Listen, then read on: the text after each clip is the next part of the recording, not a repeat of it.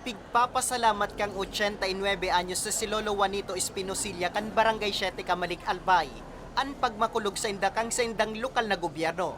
Kasubong aga kaya, saro siya sa mga naka-aprobitsar kang libreng upaw na pig-upreser kang banwaan.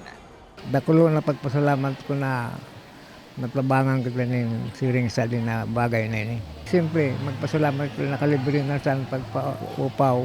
Ang 61 anyos sa si Lola Zu Noblesa kan Barangay Kutmun Kamalig Albay, pig-aprobitsaran ang pagpapahat oil kang sa iyang buhok.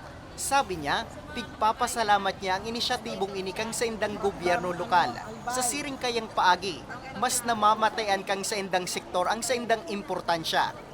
Siyempre yung mga senior citizen na hindi nakaano ay mabuti na anuhan ni Mayor. Malaking tulong talaga sa mga senior citizen na magpaganda. Apwera sa libreng gupit asin hot oil treatments, libre man ang pagpapa-facials, manicure asin pagpapa-pedicure.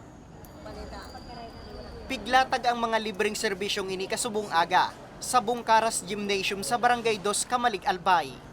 Ang main objective, at least magugmasinda, matanaan kung ano ang pagpa-beauty para mga seniors na yan na dyan na Bangay May Barayli. They are ready for this, for that event. Sigun kay Kamalig Mayor Kaloy Baldo, parte ang aktibidad sa selebrasyon ninda kang Pinangat Festival ngunya na taon. Iniman ang sa indang paagining pasasalamat sa mga naging ambag kang sa indang senior citizen sa indang banwaan.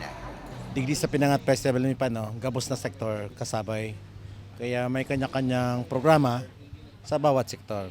Kaya yun sa senior citizen, para man sa mga senior citizen na aldawin ninyo yan.